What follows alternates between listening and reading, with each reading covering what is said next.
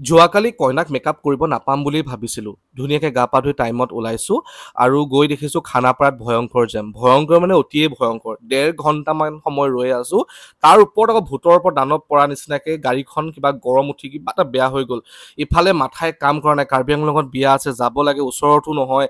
ইফালে কেনেবাকৈ মেকানিজনৰ লগাই কিবা এটা ঠিক কৰিলোঁ। আকৌ যাব ধৰিছোঁ এইফালে নাৰেংগী হৈ, যিহেতু এইফালে জেম হৈ আছে, আকৌ গাড়ীখন কিবা এটা প্ৰব্লেম হৈছে।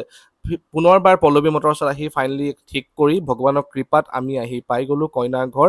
ধৈৰ্যৰ বান কিন্তু আজি হেৰাই গৈছে দেই, একদম নাইকিয়া হৈ গৈছে।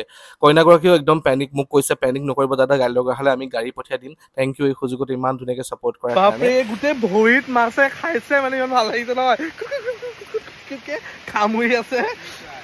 ৰ'বা তুমি অলপ আহি আমি আকাশী গংগাত সোমালোঁ ৰিটাৰ্ণ হওঁতে, আৰু এই গোটেই দিনটো ভাগৰ সি মাছকেইটাই নাইকিয়া কৰি পেলালে। চাওকচোন ভৰিত কি ধুনীয়াকৈ খেলিছে, আৰু জাগিৰোডত চাহ খাই আহি গুৱাহাটী পালোহি।